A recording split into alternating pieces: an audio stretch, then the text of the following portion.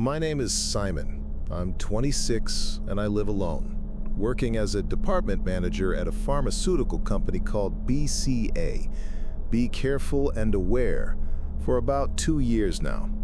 The job's fairly routine, but with a solid paycheck, I've had no real reason to leave. Going through last month's records, I noticed an unusually large expenditure that didn't add up, so I emailed our accounting department with the relevant documents attached. 2 hours later, still without a reply, I decided to call Samantha and Claire, the 2 women who work in accounting. After 6 attempts, they finally picked up and asked me to come in person with the documents, saying this wasn't something to discuss over the phone. The documents were ready. I tossed them into my bag and checked that my phone was charged. The BCA office sits in an industrial zone, and after 8 in the evening, they cut half the lights to save money. The exact kind of expense I'd been laughing about a month ago. The road to the office cut through dense forest. There was never much traffic on it, so I relaxed and picked up speed, remembering along the way that I had a vacation coming up in a couple of weeks and wanting to get this over with quickly. I noticed I was taking longer than usual. Normally, this stretch takes 10 to 15 minutes, and checking the time on my phone, I realized something was off. Maybe I got lost in thought and turned onto the wrong road. I hadn't passed a single car this whole time, and the moment I looked up from my phone back to the road, a massive wolf, bigger than anything I'd ever seen, darted out right in front of my car. Swerving to avoid it, the car started fishtailing, and I crashed through the guardrail and off the road, slamming into a tree. From the impact, I gradually started losing consciousness. I woke up on a hospital bed, surrounded by doctors, catching them whispering among themselves. But the moment I moved my arm to rub my forehead, they stopped looking so worried. One of them, evidently in charge, stepped up and said, "Mr. Simon, my name is William. You're at Inverness Hospital. You were in a terrible accident. Luckily, some passing witnesses called an ambulance in time. Right now, all you need is rest. Everything else can wait. If you need anything, use the intercom by your bed." Something about the doctor struck me as off. Even as he said all this, his face never quite carried any real sincerity. About 2 weeks had passed since I'd been admitted, and I was already eager to be discharged. But the doctor said the accident had left me with an injury requiring surgery. Whenever I asked what exactly this injury was, they kept giving vague, shifting answers. Something to do with my legs, they said. I believed them, since I really did feel pain in my knees with any sudden movement and couldn't walk properly. I called my colleagues and my department head at BCA to let them know I'd be out for another week or so. Walking down the hall to the bathroom one night, I noticed the conference room door was cracked open, light spilling through the gap. Someone was clearly in there, so I stopped to listen. It was a group of doctors. I couldn't see all of them, but one voice I recognized, William. From the sound of it, he was in charge, giving instructions. Nothing seemed unusual at first, and I was about to walk away when a sentence stopped me cold. What do we do about Frank, Gilbert, and Simon in room 6? We need test subjects for the new injection. Hold on to them for a couple more weeks, mix compound S into their food, then take them to block X. We'll sort it out there. Hearing them start to move, I forgot all about the bathroom and slipped back to my room as quietly and quickly as I could. What the hell is Block X? What's Compound S? This isn't a hospital. This is a lab, I thought. After overhearing that, I started paying closer attention. I noticed some patients who looked perfectly healthy never got discharged, and some of them later slipped into unexplained comas. Something's wrong here. I need to get out, I told myself, heading down the hall toward the closet where my things were kept. I stopped short. There was a door I'd never noticed before, strikingly different from the other ward doors. Curiosity got the better of me, and I decided to see what was behind it. The room was meant to be accessible only to staff with a special badge, but someone had left the door not quite shut, so I slipped inside. It was damp and humid.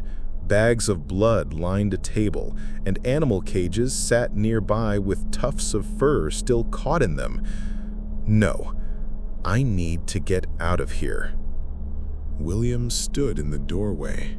His stare was as cold as it had been the first time we met, but now there was open irritation behind it.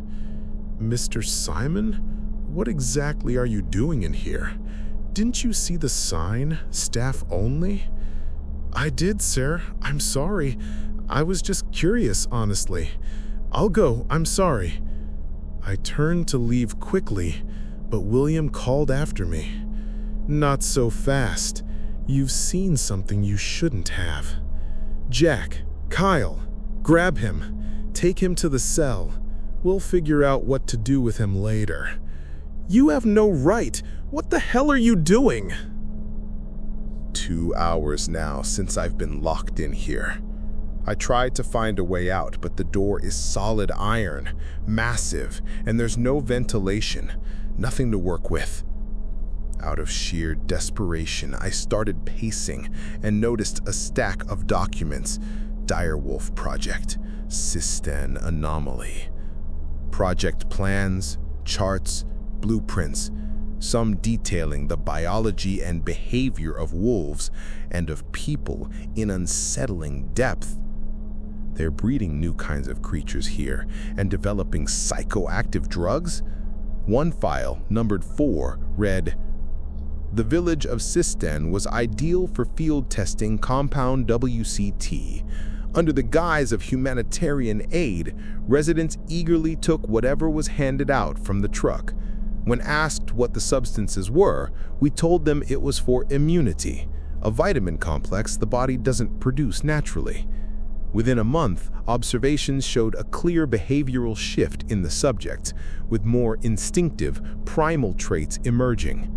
Unfortunately, when we attempted to deliver a new batch of the compound for further observation, one of the local residences was found engulfed in flames, and the subjects who lived there had vanished. A search is underway with police assistance. We are awaiting results." Jesus Christ. Turning the page, I heard a key grind in the lock. They'd come for me. 6 orderlies walked in, one holding a rope, another a syringe. I wasn't about to wait around to find out what came next, and I bolted. They chased after me. I was a little faster. The adrenaline had wiped out any memory of the pain in my legs. What is this place? I thought, realizing this wing looked nothing like the one where I and the other patients had been staying. A few dozen meters from the main exit, I noticed a door standing ajar down the right-hand corridor. Inside, 2 or 3 doctors sat taking notes, and in the middle of the room sat something only barely resembling a person. Its skin half-flayed, eyes sunken, scalp exposed, entirely naked, and a grayish-maroon color. I didn't stop to look twice, just pushed harder toward the exit. Some of the doctors and guards on the front steps took off after me instantly. My strength was giving out, and I didn't know how much longer I could keep going. The hospital backed up against the forest, so I made for the trees. Just as I thought I'd finally gotten away, disappointment hit. The hospital perimeter was ringed with barbed wire, the fence unbroken, without a single gap. Damn it. The orderlies found me quickly, their flashlights catching my silhouette as they closed in.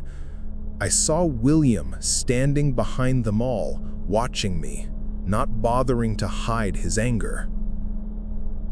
A couple of them seized me by the arms and dragged me by force back toward the hospital. But instead of heading for the main building, they veered off toward Block X, the very place I'd overheard them mention that night in the hallway. Panic took over. I tried to twist free, begging them to just let go, that I wouldn't tell anyone anything. Their grip didn't loosen even slightly. I fought until my legs gave out under me, and by the time we reached the entrance to Block X, I had nothing left to resist with. They hauled me down a couple of flights past the entrance and shoved me into the third cell. Bound at the wrists and gagged, I heard William's voice through the small window in the door. "In a couple of days, we'll see if your immune system is as resilient as it looks on paper, Mr. Simon." Then I noticed I wasn't alone. Someone else was already sitting against the far wall, barely recognizable as human anymore. His jaw hung unnaturally low, stretched down toward his chest, his skin a sickly yellow, and his eyes never blinked, not once, just watching me. Cold metal pressed against my arm, then the prick of a needle. My vision blurred at the edges, then began to fade entirely. I will get out of here, I told myself as the darkness closed in.